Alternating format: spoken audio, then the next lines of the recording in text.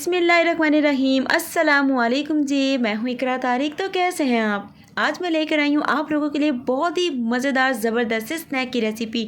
ये वाले स्नैक आप लोग बना सकते हैं, इसे बनाकर स्टोर भी कर सकते हैं काफ़ी मद के लिए। तो चलिए आइए करते हैं मज़ेदार ज़बरदस्त क्रिस्पी से स्नैक को बनाना शुरू।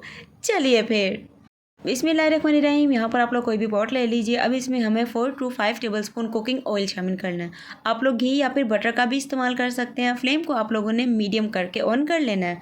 जब ऑयल थोड़ा सा हमारा गर्म हो जाएगा ना, फिर हम इसमें बाकी की चीज़ें शामिल करेंगे। अब बारी आती है 2 अदद मीडियम साइज़ के प्याज लेने हैं। रफली सा बारीक बारीक सा उन्हें आप लोगों ने कट कर लेना।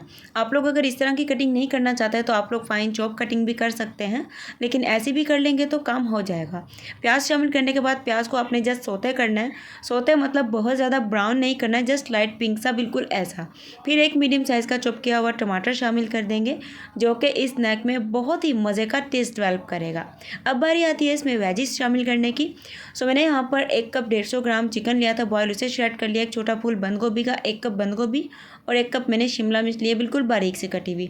मतलब कि 2 मीडियम साइज़ की शिमला मिर्च ले लीजिए, छोटा सा फूल बंद गोभी का और 150 ग्राम बोनलेस चिकन, जिसे बॉयल करके आपको श्रेड करना है। अब बारी आती है मैजिकल सॉस शामिल करने की। 1 टेबलस्पून आप लोगों को vinegar, black soya sauce and 1 tablespoon red chilli sauce के 3 जो सॉसेज है इन्हें लेना, मिक्स करके इसमें आपको शामिल कर देना।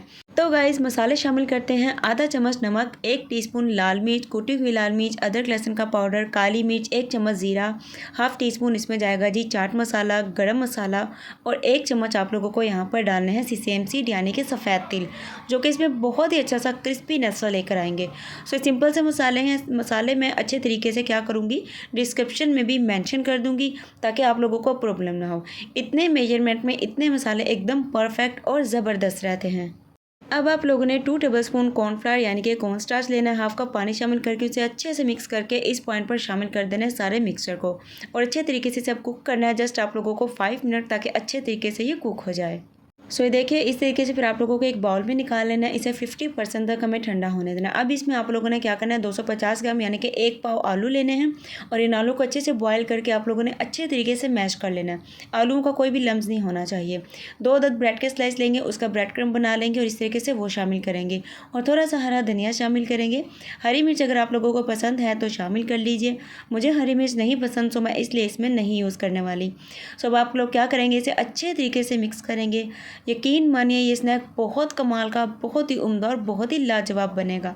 तो ये देखिए इस तरीके से हमें अच्छे से इसे बाइंडिंग देनी है, मिक्स करना है। अब आपको बताती हूँ कि स्नैक को आप लोगों को इतने पोर्शन में बनाना है, बिल्कुल मीडियम साइज़ का। इस मेथड से कितने बनेंगे वो भी आगे मैं बताऊँगी। तो हाथ पर कोई ऑयल ग्रीस नहीं करना, कोई पानी नहीं अप्लाई करना है, सिंपली बनाना है, क्योंकि ये बहुत ही ज़बरदस्त एकदम से टेक्सचर होगा कि आप लोग इसे कोई भी शेप देंगे ना, बिल्कुल ही एक शेप में डेवलप हो जाएगा और बहुत ही ज़बरदस्त तरीके से ये रेडी हो जाएगा।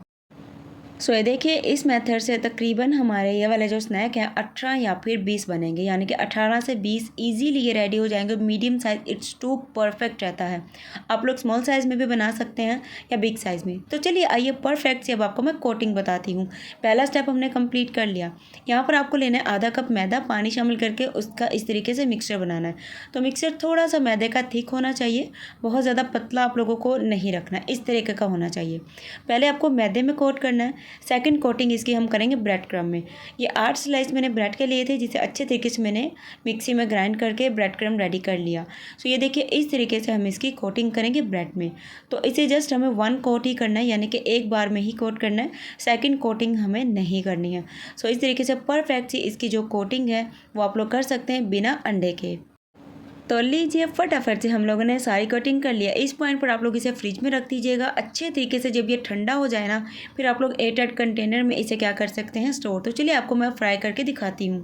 फ्राई करने का तरीका कुछ यूँ होगा। पैन में आप लोग कुकिंग ऑयल या घी शामिल करेंगे, उसे थोड़ा सा गर्म करेंगे, फ्लेम को मीडियम रखेंगे और इन्हें आप लोग शैलो फ्राई करेंगे।